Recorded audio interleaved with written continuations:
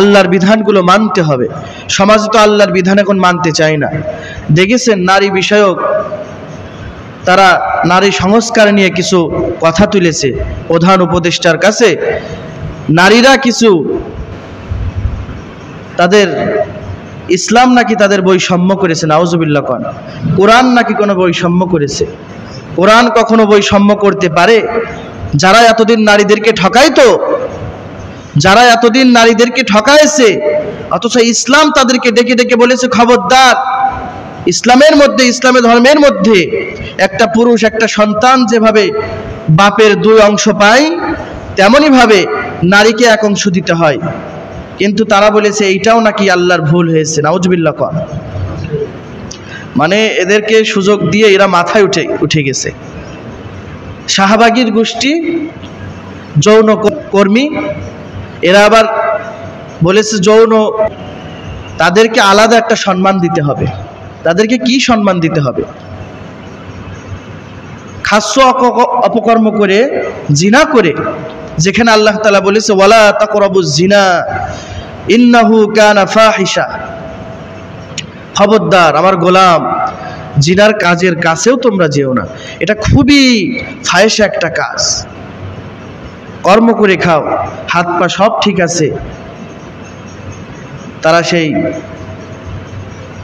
ওই লাইনে যে অপকর্ম করছে, দেশটা নষ্ট করছে, দেশের মধ্যে গজব আনছে।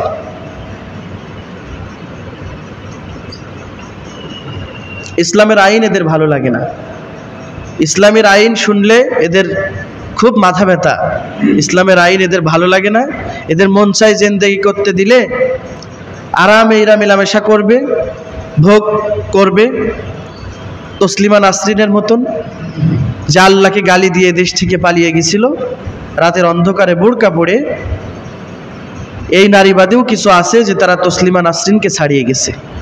তসলিমা নাসরিন যেমন আল্লাহকে বিশ্বাস করে না, অকাট্য ভাষায় নবীকে নিয়ে, আল্লাহকে নিয়ে বারবার বাজে মন্তব্য করে, তসলিমা নাসরিনের চাইতেও জঘন্যই কিছু মহিলা এখনো পর্যন্ত আমাদের বাংলাদেশে আছে। কথা বলেন ঠিক কিনা? একটা মহিলা যদি খারাপ হয় তাহলে সে কিন্তু একা জাহান্নামে যাবে না ভাই, কজনকে নিয়ে যাবে? তার চোখে যত লোক পড়ে তত লোককে নিয়ে কিন্তু জাহান্নামে যাবে। তবে হাদিসে আছে বিশেষ করে 3 জনকে নিয়ে জাহান্নামে যাবে, তার বাবা, তার বড় ভাই এবং তার স্বামী। বাবা, বড় ভাই, স্বামী, এদেরকে নিয়ে জাহান্নামে যাবে, নিয়েই যাবে একটা নারী। নারী যদি খারাপ হয় সমাজ নষ্ট করার একটা কারিগর।